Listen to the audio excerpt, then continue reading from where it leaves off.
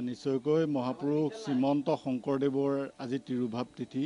যিগৰাকী মহাপুৰুষে অসমীয়া জাতি গঠন কৰি গ'ল, যিগৰাকী মহাপুৰুষে অসমীয়া জাতিক নতুন ৰূপত সজাই গ'ল, যিগৰাকী মহাপুৰুষৰ সত্ৰীয়া সংস্কৃতি সমগ্ৰ অসমীয়া জাতিক একত্ৰিত কৰিলে, আৰু যিগৰাকী মহাপুৰুষৰ এই সমন্বয়ৰ বাৰ্তা লৈ অসমীয়া বৃহৎ জাতি গঠন প্ৰক্ৰিয়াক আগবঢ়াই নিলে, সেইগৰাকী মহাপুৰুষৰ আজি তিৰুভাৱ তিথি। সেই বিশেষ তিৰুভাৱ তিথিৰ দিনটোত মই এগৰাকী সত্ৰীয়া বৈষ্ণৱৰ পৰা মহাপুৰুষ শ্ৰীমন্ত শংকৰদেৱৰ এটি বৰগীতৰ শুনাবৰ বাবে আহি উপস্থিত হৈছোঁ। আৰু সেইখন সত্ৰ, য'ত উত্তৰ কমলাবাৰী সত্ৰ, যিখন সত্ৰই মহাপুৰুষ শ্ৰীমন্ত শংকৰদেৱৰ যি ধ্যান ধাৰণা আদৰ্শক সাৰোগত কৰি সুদীৰ্ঘ 500 বছৰে যিটো মহাপুৰুষে সংস্কৃতিক আগবঢ়াই লৈ গৈছে, সেই সত্ৰত মই বৰ্তমান উপস্থিত আছোঁ। তাৰে উপেন বৰগায়ন ডাঙৰীয়া আমাৰ সৈতে আছে। বৰগায়ন ডাঙৰীয়া, উপেন বৰগায়ন ডাঙৰীয়াৰ পৰা আমি পোনপটীয়াকৈ কেইটামান কথা জানিব বিচাৰোঁ। মহাপুৰুষে অসমীয়া জাতি গঠন প্ৰক্ৰিয়াত বিশেষ অৰিহণা আগবঢ়াই গ'ল, অসমীয়া জাতিক শক্তিশালী ৰূপ দিলে। সেই শক্তিশালী ৰূপ দিয়া এই সত্ৰখনে সেই সংস্কৃতিসমূহ কেনেধৰণে বৰ্তাই ৰাখিছে? জগতগুৰুৰ গুৰু কীৰ্তনৰ উপলক্ষ কৰি আমি চাৰিদিনীয়াকৈ আমাৰ উত্তৰ কমলাবাৰী সত্ৰত আজি 300 বছৰৰ পৰা আৰম্ভ হৈছে। তাত 400 বছৰে ধৰক। পৰৱৰ্তী পৰ্যায়ত 350 বছৰ, আমাৰ 373 বছৰ আমাৰ কমলাবাৰী সত্ৰৰ এই গুৰু কীৰ্তন চাৰিদিনীয়াকৈ পালি আহিছে। যে জগতগুৰু সেইকাৰণে কয়, যিজনৰ এই মানে ৰূপান্তৰ খনিকৰ বুলি কয় আমাৰ কলা সংস্কৃতি অসমীয়া জাতীয় নৱবৈষ্ণৱ ধৰ্মৰ। গতিকে তেখেতৰ আজি তিৰুভাৱ গুৰু কীৰ্তনৰ দিনা, আচলতে আমি মানে কীৰ্তন বুলি কোৱা হয়, এনে তিথি গুৰু কীৰ্তনৰ উপলক্ষ কৰি আমি তেখেতৰ সেৱা জনাবৰ কাৰণে তেখেতৰে বিৰচিত এটি আখৰি ৰাগৰ বৰগীতেৰে আমি তেখেতক শ্ৰদ্ধা জনাব বিচাৰিছোঁ। ৰাগ আখৰি ৰাম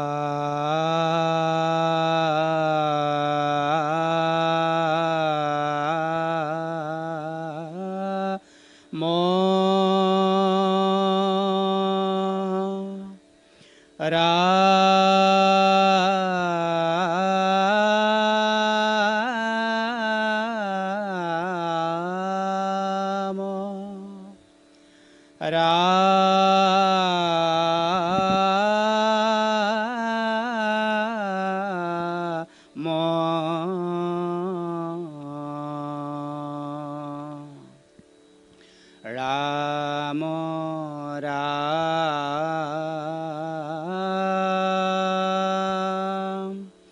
ৰাম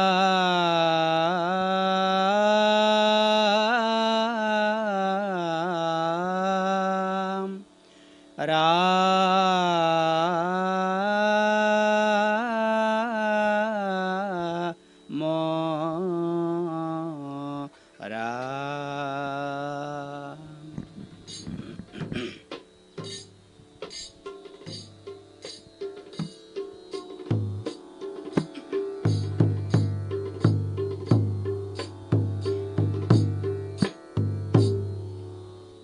জয় জয় যাদৱ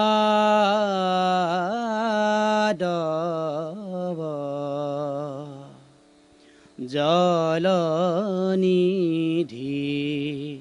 যাদৱ ধাতা। জয় জয় যাদৱ জলনিধি যাদৱ ধাতা।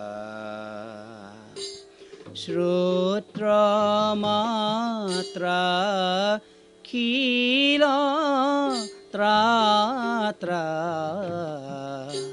স্মৰণে কৰয় সিদ্ধি দীন দয়ানিধি স্মৰণে কৰয় সিদ্ধি দীন দয়ানিধি ভকত মুকুতি পদ দাতা এ ৰাম ভকত ৰাম ভকত মুকুতি পদ দাতা জয় জয় যাদৱ জলনিধি যাদৱ ধাতা এ জগজন জীৱন অজন নাদন দনুজ দমন দুখ এ জগজন জগজন জীৱন অজন নাদন দনুজ দমন দুখ হাৰি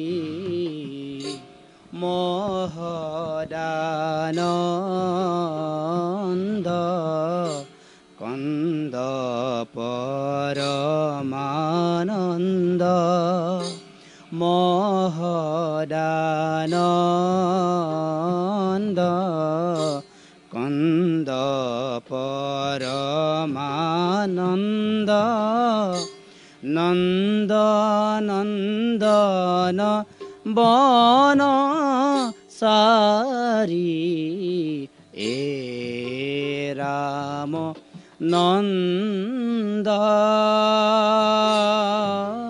ৰাম নন্দ নন্দন বন চাৰি জয় জয় যাদৱ জলনিধি যাদৱ ধাতা এনেকৈয়ে 400 বছৰে 450 বছৰে মহাপুৰুষ শ্ৰীমন্ত শংকৰদেৱৰ যিটো কৃষ্টি সংস্কৃতি বা সত্ৰীয়া সংস্কৃতি যাক কোৱা হয় সেই সংস্কৃতি এনেধৰণে সত্ৰৰ এইসকল কেৱলীয়া বৈষ্ণৱে সুদীৰ্ঘ সময় বৰ্তাই ৰাখিছে।